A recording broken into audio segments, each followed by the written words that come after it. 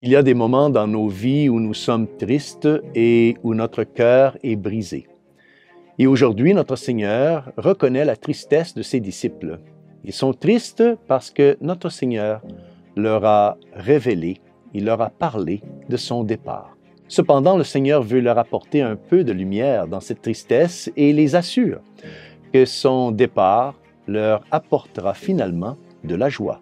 Oui, de la joie, parce qu'il créera une ouverture pour l'action libératrice de Dieu dans leur vie. Au nom du Père, et du Fils, et du Saint-Esprit. Amen. Chers frères et sœurs, Salve Maria, et bienvenue au commentaire de l'Évangile pour aujourd'hui. Dans la lecture de l'Évangile d'aujourd'hui, qui nous est présenté par Saint Jean, chapitre 16, versets 5 à 11. Le Seigneur s'adresse à ses disciples en leur disant « Je m'en vais maintenant auprès de celui qui m'a envoyé.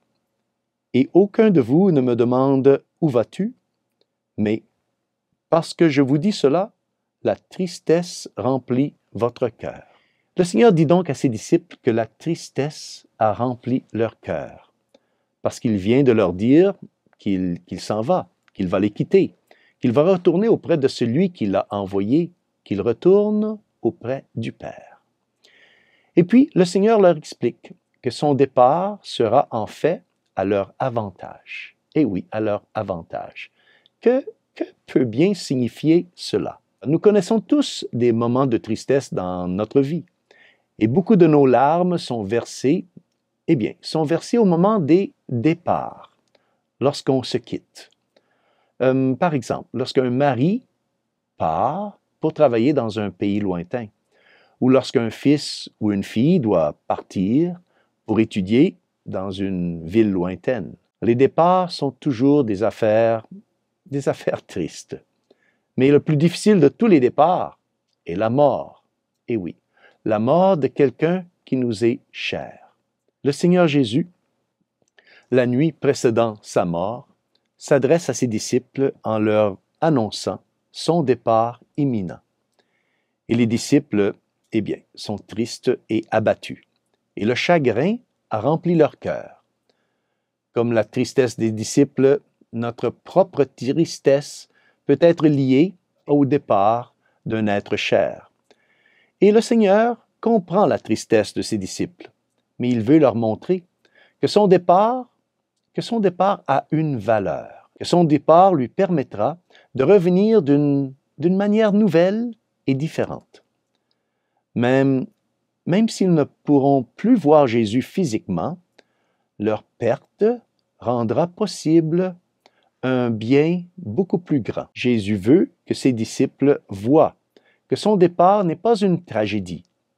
Non, n'est pas une tragédie parce qu'il contient la promesse d'une vie nouvelle. C'est seulement son départ qui lui permettra d'envoyer à ses disciples l'avocat, l'Esprit Saint. C'est pourquoi Jésus continue et dit « Pourtant, je vous dis la vérité. Il vaut mieux pour vous que je m'en aille, car si je ne m'en vais pas, le défenseur ne viendra pas à vous, mais si je pars, je vous l'enverrai. » Ainsi le Seigneur reviendrait vers eux dans et par la venue du défenseur, de l'Esprit Saint. À bien des égards, cette seconde venue du Seigneur serait plus vivifiante que la première. Cela nous enseigne, frères et sœurs, qu'un départ peut souvent faire place à une nouvelle venue, une nouvelle naissance, une nouvelle vie. La lecture de l'Évangile d'aujourd'hui nous invite donc à faire confiance au Seigneur et à croire qu'il peut et qu'il fera sortir le bien des pertes et des départs que nous devons subir au cours de notre vie. Demandons donc à la Sainte Vierge Marie de nous aider à faire face à nos propres pertes de manière à vivre la venue du Seigneur d'une manière nouvelle. Et que Dieu Tout-Puissant vous bénisse au nom du Père et du Fils et du Saint-Esprit. Amen. Salve Maria.